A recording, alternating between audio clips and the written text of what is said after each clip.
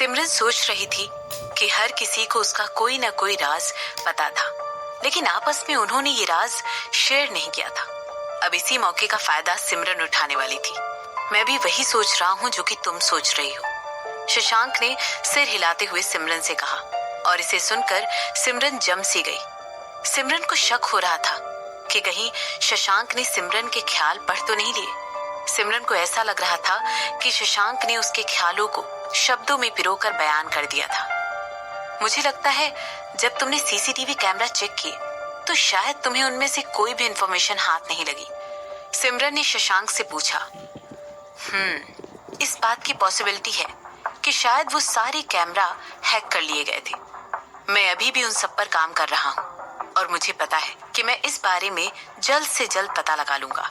साथ ही मैं उस इंसान को भी ढूंढ लूंगा जो मेरे पास ये तस्वीरें छोड़ कर गया है, शशांक ने सिमरन से कहा।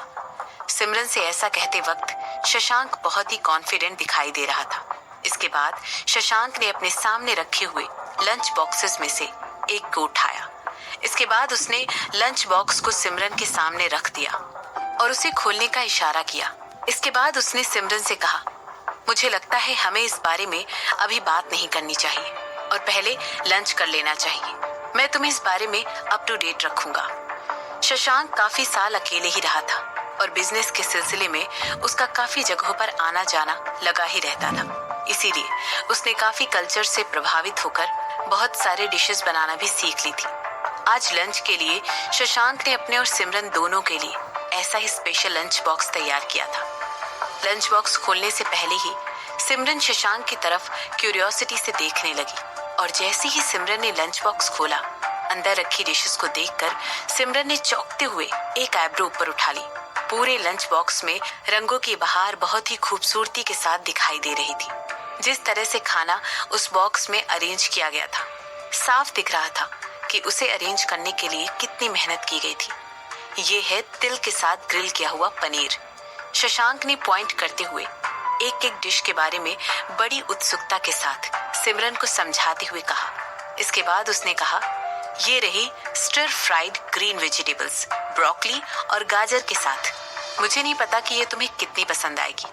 अगर इनमें से तुम्हें कुछ भी अच्छा ना लगे तो तुम उसे निकाल कर साइड में रख सकती हो। और ये है चिकन स्पिनच रैप। सारी डिशेस को अच्छे से एक्सप्लेन करने के बाद शशांक ने एक चिकन स्पिनच रैप उठाया और उसे सिमरन की मुंह के पास ले जाते हुए कहने लगा, तुम्हें ये ट्राई करना चाहिए। सिमरन इस समय शशांक की तरफ बहुत ही हैरानी के साथ देख रही थी। उसे यकीन ही नहीं हो रहा था कि शशांक ये सब क्या कर रहा था। क्या वो अपनी सेक्रेटरीज के सामने उसे खाना खिलाने वाला था? जैसे ही सिमरन ने देखा कि शशांक को बिल्कुल भी हिचकिचाहट नहीं हो रही है, सिमरन ने भी अपना सर आगे करते हुए अपना मुंह खोलकर रैप की एक बाइट ले ली। तो कैसा लगा? शशांक ने आशा भरी नजरों से सिमरन की तरफ देखते हुए पूछा। शिफाली और रूपाली, तुम दोनों भी अभी जा सकते हो। जाओ और जाकर अपना लंच कर लो। अगर तुम चाहो तो हमें भी लंच के लिए ज्वाइन कर सकते हो, सिमरन ने दोनों सेक्रेटरियों से कहा।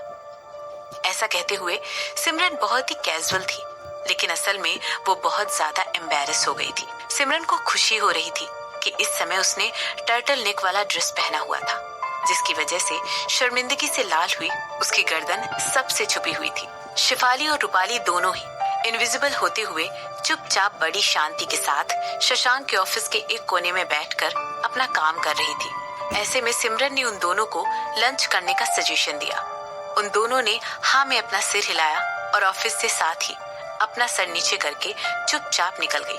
वहां पर रहने का मतलब सिर्फ शशांक और सिमरन की प्राइवेसी को डिस्टर्ब करना था।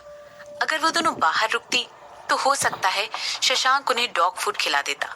आखिर अपने खुद के बॉक्स की तरफ से डॉग फूड खिलाए जाने से ज्यादा ऑकवर्ड सिचुएशन उन दोनों के लिए भला क्या होती है?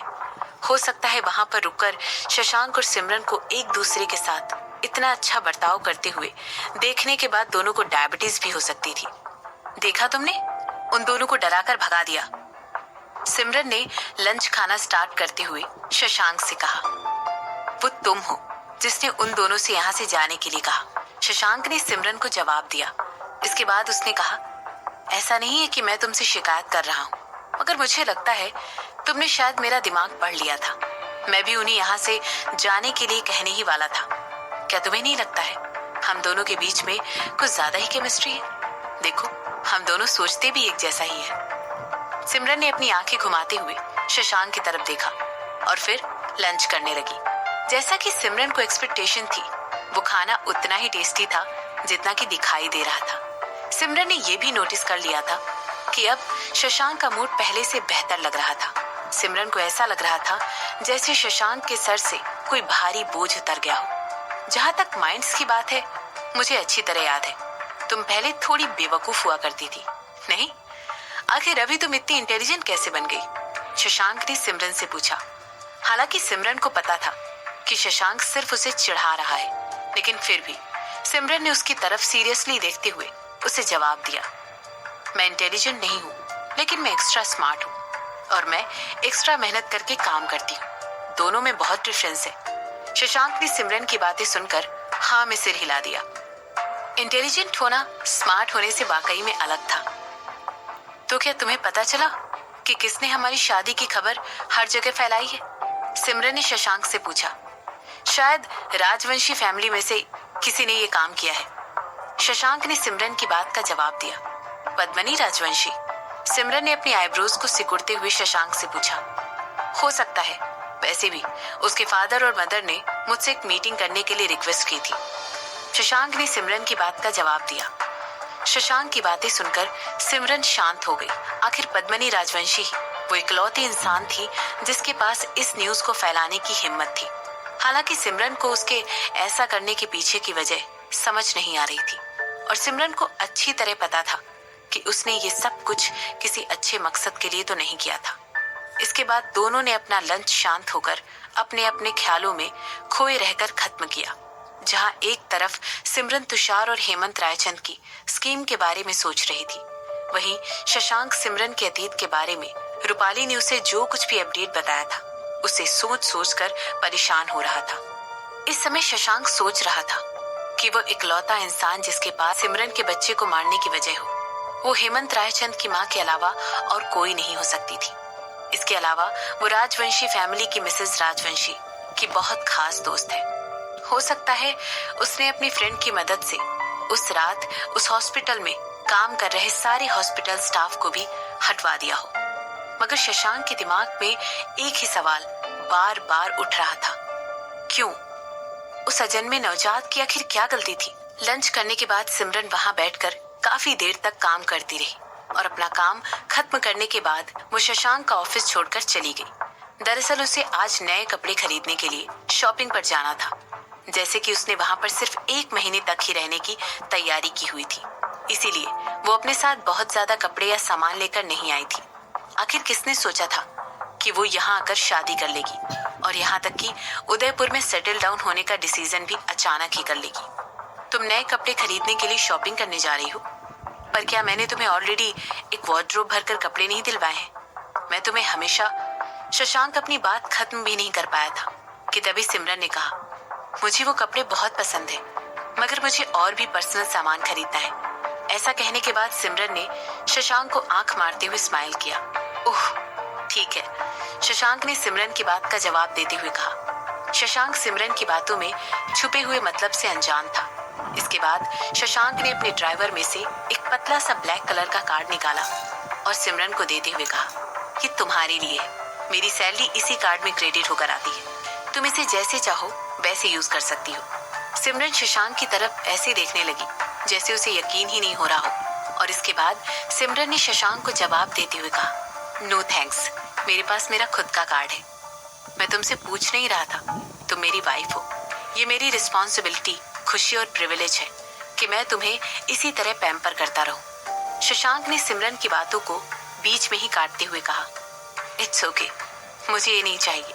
सिमरन ने शशांक से कहा। सिमरन, ऐसा कहते हुए शशांक अपनी सीट से उठा और चलकर सिमरन की तरफ गया। इसके बाद उसने सिमरन से कहा, तुम अपने लिए कमा रही हो और मैं तुम्हारे लिए कमा रहा हूँ। ऐसा कहने के बाद वो कार्ड सिमरन के हाथों में रख दिया।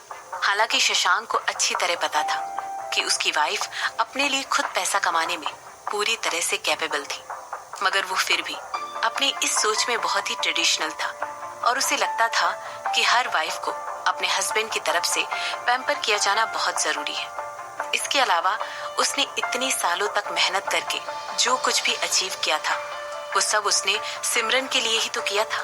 इतने सालों तक शशांक बड़ी मेहनत से और पूरी शिद्दत के साथ अपनी सैलरी और बोनस बचाता आ रहा था। वो ये सब इसलिए कर रहा था ताकि एक दिन वो ये सब सिमरन के हाथों में दे सके। दिल ही दिल में उसने ये ठान लिया था कि जो भी पैसा उसने कमाया था वो सब सिमरन का था। जब सिमरन ने देखा कि शशांक उसकी बात नहीं मान रहा है तो उसने हाँ में सिर हिलाते हुए स्माइल करते हुए शशांक से वो कार्ड एक्सेप्ट कर लिया। ऐसा करते हुए सिमरन सोचने लगी, पैसा तो आखिर पैसा होता है और पैसा कभी भी किसी के पास ज्यादा नहीं हो सकता, है ना। ऑफ कोर्स सिमरन इसके बाद भी अपने खुद के पैसे को यूज करना है प्रेफर कर रही थी। वो ये सब इसलिए नहीं कर रही थी क्योंकि ये उसके लिए कोई बहुत ज्यादा प्राइड की बात थी, बल्कि उसे अपनी चीजें खुद खरीद कर अफोर्ड करना ही बहुत ज्यादा सेटिस्फेक्शन देता था।